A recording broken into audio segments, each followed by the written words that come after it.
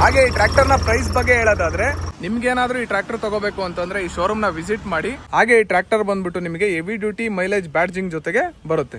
ನಿಮಗೆ ಕರಾರ ಆಕ್ಸಲ್ ನ ಕೊಟ್ಟಿದ್ದಾರೆ. ಅದರಿಂದ ನೋಡಿ ಸೈಡ್ ಶಿಫ್ಟ್ ಅಂದ್ರೆ ಗೇರ್ ಲಿವರ್ಸ್ ಸೈಡ್ ಅಲ್ಲಿ ಇರ್ತವೆ. ಈ ಇಂಜಿನ್ ಬಂದ್ಬಿಟ್ಟು ನಿಮಗೆ 1900 RPM ಅಲ್ಲಿ ಕೆಲಸ ಮಾಡುತ್ತೆ. ನೀರೇನಾದ್ರೂ ಡೀಸೆಲ್ ಅಲ್ಲಿ ಏನಾದ್ರೂ ಮಿಕ್ಸ್ ಆದ್ರೆ ನೀವು ಹಾಗೆ ಟ್ರ್ಯಾಕ್ಟರ್ ನ ಏರ್ ಫಿಲ್ಟರ್ ಬಗ್ಗೆ ನೋಡೋದಾದ್ರೆ ಇದರಲ್ಲಿ ರೈತ ಬಾಂಧವರಿಗೆ ನಮಸ್ಕಾರ. ನೀವು ನೋಡ್ತಿದ್ದೀರಾ ಟ್ರ್ಯಾಕ್ಟರ್ ಗುರು ಕನ್ನಡ ಯೂಟ್ಯೂಬ್ ಚಾನಲ್. ಬನ್ನಿ ನಾವು ಇವತ್ತು ಈ ಟ್ರ್ಯಾಕ್ಟರ್ ಬಗ್ಗೆ ನೋಡೋಣ. ನೋಡಿ ಈ ಟ್ರ್ಯಾಕ್ಟರ್ ನ ಮಾಡಲ್ ಬಂದ್ಬಿಟ್ಟು ನಿಮಗೆ Sonalika DI 47 RX 4 wheel drive ಅಲ್ಲಿ ಈ ಟ್ರ್ಯಾಕ್ಟರ್ ಬರುತ್ತೆ.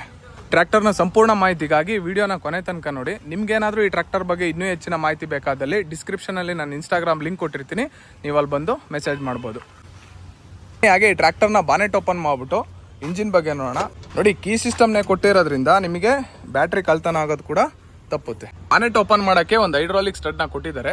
ಈಸಿಯಾಗಿ ಕೂಡ ಬಾನೆಟ್ ಓಪನ್ ಆಗುತ್ತೆ. ಬನ್ನಿ ಈ ಟ್ರ್ಯಾಕ್ಟರ್ ನ ಇಂಜಿನ್ ಬಗ್ಗೆ ನೋಡೋದಾದ್ರೆ ಇದರಲ್ಲಿ ನಿಮಗೆ 3 ಸಿಲಿಂಡರ್ 50 HP ಮತ್ತು 3065 cc ಇಂಜಿನ್ ನ ಕೊಟ್ಟಿದ್ದಾರೆ. ಈ ಇಂಜಿನ್ ವಾಟರ್ ಕೂಲ್ಡ್ ಇಂಜಿನ್ ಆಗಿರೋದ್ರಿಂದ ಒಳ್ಳೆ ದೊಡ್ಡದಾಗಿರೋ ರೇಡಿಯೇಟರ್ ನ ಕೊಟ್ಟಿದ್ದಾರೆ.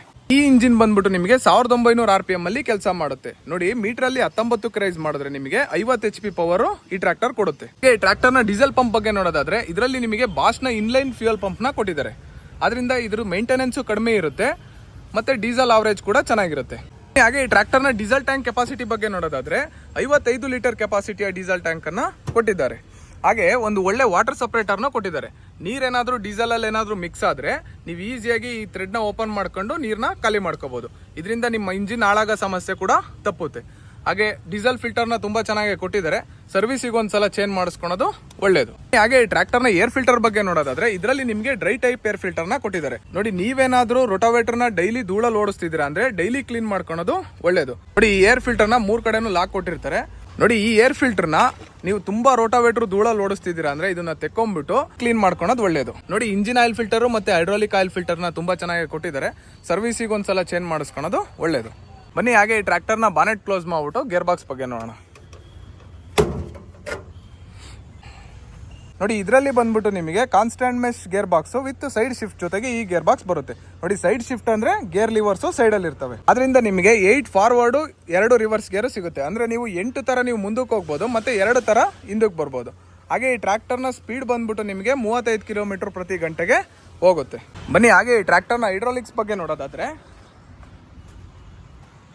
ನೋಡಿ ಇದರಲ್ಲಿ ಬಂದ್ಬಿಟ್ಟು ನಿಮಗೆ 4 ಪಾಯಿಂಟ್ ಲಿಂಕೇಜ್ ಇರುವ ADDC ಹೈಡ್ರಾಲಿಕ್ ನ ಕೊಟ್ಟಿದ್ದಾರೆ. ನೋಡಿ 4 ಪಾಯಿಂಟ್ ಇರೋದ್ರಿಂದ ನಿಮ್ಮ ಸೆನ್ಸಿಂಗ್ ಅನುಗುಣವಾಗಿ ನೀವು ಹೈಡ್ರಾಲಿಕ್ಸ್ ನ ಬಳಸಬಹುದು. ಈ ಹೈಡ್ರಾಲಿಕ್ಸ್ ಬಂದ್ಬಿಟ್ಟು ನಿಮಗೆ 2200 kg ಭಾರನ ಎತ್ತುತ್ತೆ. ನೋಡಿ ಇದರಲ್ಲಿ ಬಂದ್ಬಿಟ್ಟು ನಿಮಗೆ ಡಬಲ್ ವಾಲ್ ಡಿಸ್ಟ್ರಿಬ್ಯೂಟರ್ ನ ಕೊಟ್ಟಿದ್ದಾರೆ. ಈಗ ಪಲ್ಟಿ ನೇಗ್ಲು ಈ ತರ ಇಂಪ್ಲಿಮೆಂಟ್ಸ್ ಗಳನ್ನ ಓಡಿಸ್ತಿರ್ಬೇಕಾದ್ರೆ ಇದು ತುಂಬಾ ಯೂಸ್ ಆಗುತ್ತೆ. ನೋಡಿ ಇದು ಬಂದ್ಬಿಟ್ಟು ನಿಮಗೆ ಯಾವುದೇ ರೀತಿ ಚಾರ್ಜರ್ ಏನಲ್ಲ, ಟ್ರೈಲರ್ ನ ಲೈಟಿಂಗಿಗೋಸ್ಕರ ಕೊಟ್ಟಿರ್ತಾರೆ.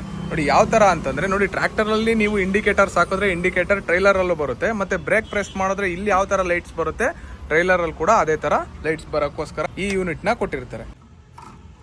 ಹಾಗೆ ಟ್ರ್ಯಾಕ್ಟರ್ ನ PTO ಬಗ್ಗೆ ನೋಡೋದಾದ್ರೆ ಇದರಲ್ಲಿ ಬಂದ್ಬಿಟ್ಟು ನಿಮಗೆ 45 HP 6 ಪ್ಲೈನ್ 540 PTO ನ ಕೊಟ್ಟಿದ್ದಾರೆ. PTO ಬಂದು ನಿಮಗೆ ಇಂಜಿನ್ ಅಲ್ಲಿ ನೀವು 1500ಕ್ಕೆ ರೈಸ್ ಮಾಡಿದ್ರೆ ಅಂದ್ರೆ 15ಕ್ಕೆ ರೈಸ್ ಮಾಡಿದ್ರೆ ಈ PTO ನಿಮಗೆ 540 ರೌಂಡ್ 1 ನಿಮಿಷಕ್ಕೆ ತಿರುಗುತ್ತೆ. ಹಾಗೆ ಈ ಟ್ರ್ಯಾಕ್ಟರ್ ನ ಟೈರ್ ಸೈಜ್ ಬಗ್ಗೆ ನೋಡೋದಾದ್ರೆ ಇದರಲ್ಲಿ ನಿಮಗೆ ಹಿಂದೆ 14.9 × 28 ಇಂಚ್ ಇರುವ ಟೈರ್ ನ ಕೊಟ್ಟಿದ್ದಾರೆ.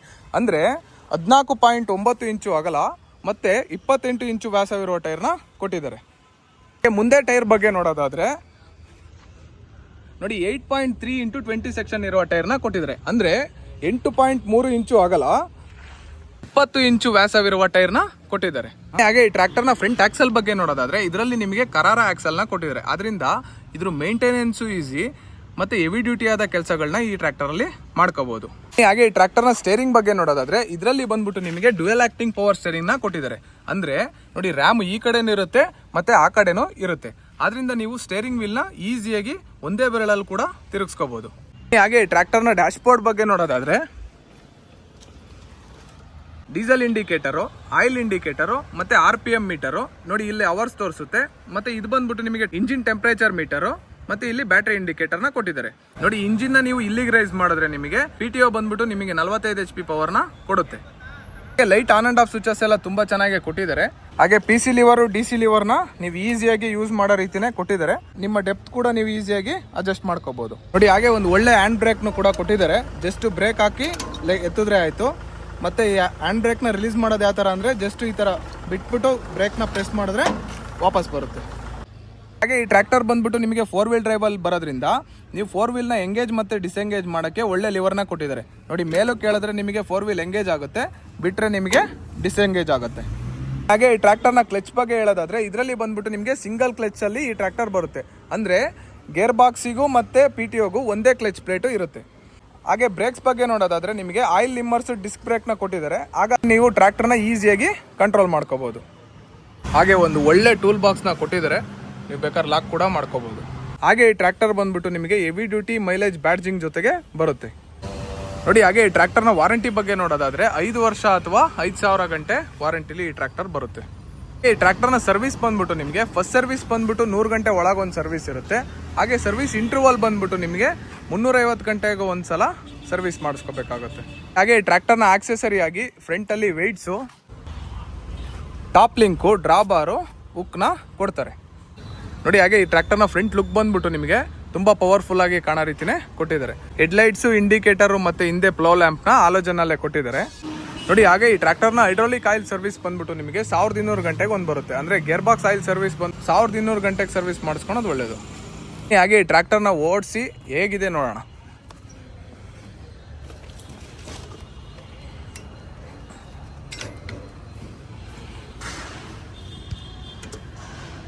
ನೋಡಿ, ನ್ಯೂಟ್ರಲ್ ಮಾಡಿಕೊಂಡೆ ಗಾಡಿನ ಸ್ಟಾರ್ಟ್ ಮಾಡಬೇಕಾಗುತ್ತೆ.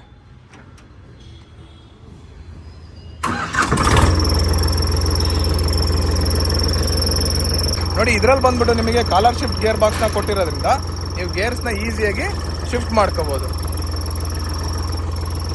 ಹಾಗೆ ಡ್ಯುಯಲ್ ಆಕ್ಟಿಂಗ್ ಪವರ್ ಸ್ಟೇರಿಂಗ್ ಇರೋದ್ರಿಂದ ನೀವು ಸ್ಟೇರಿಂಗ್ ವೀಲ್ನ ಈಸಿಯಾಗಿ ತಿರುಗಿಸ್ಕೋಬೋದು.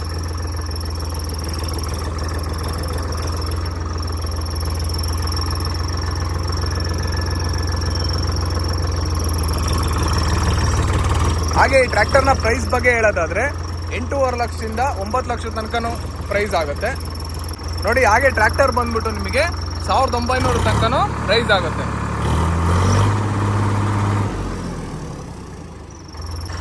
ಇನ್ನೂ ಹೆಚ್ಚಿನ ಮಾಹಿತಿಗಾಗಿ ನಮ್ಮ ಟ್ರ್ಯಾಕ್ಟರ್ ಗುರು ಕನ್ನಡ ಯೂಟ್ಯೂಬ್ ಚಾನಲನ್ನು ಸಬ್ಸ್ಕ್ರೈಬ್ ಮಾಡಿ. ವಿಡಿಯೋ ಇಷ್ಟ ಆಗಿದ್ದಲ್ಲಿ ಲೈಕ್ ಮಾಡಿ. ನಿಮಗೆ ಮುಂದೆ ಯಾವ ಟ್ರ್ಯಾಕ್ಟರ್ ಬಗ್ಗೆ ಮಾಹಿತಿ ಬೇಕು ಕಮೆಂಟ್ ಮಾಡಿ ತಿಳಿಸಿ. ಅನ್ನದಾತ ಸುಖೀಭವ. ಧನ್ಯವಾದಗಳು. ನಾವಿವತ್ತು ಈ ಟ್ರ್ಯಾಕ್ಟರ್ನ ರಿವ್ಯೂ ಮಾಡೋದಕ್ಕೆ ಮೈಸೂರು ಸೋನಾಲಿಕಾ ಮಂಜುನಾಥ ಟ್ರ್ಯಾಕ್ಟರ್ ಶೋರೂಮ್ಗೆ ಬಂದಿದ್ದೀವಿ. ನಿಮ್ಗೇನಾದರೂ ಈ ಟ್ರ್ಯಾಕ್ಟರ್ ತೊಗೋಬೇಕು ಅಂತಂದರೆ ಈ ಶೋರೂಮ್ನ ವಿಸಿಟ್ ಮಾಡಿ. ಒಳ್ಳೆ ಪ್ರೈಸಲ್ಲಿ ಟ್ರ್ಯಾಕ್ಟರ್ಗಳನ್ನ ಕೊಡ್ತಾರೆ.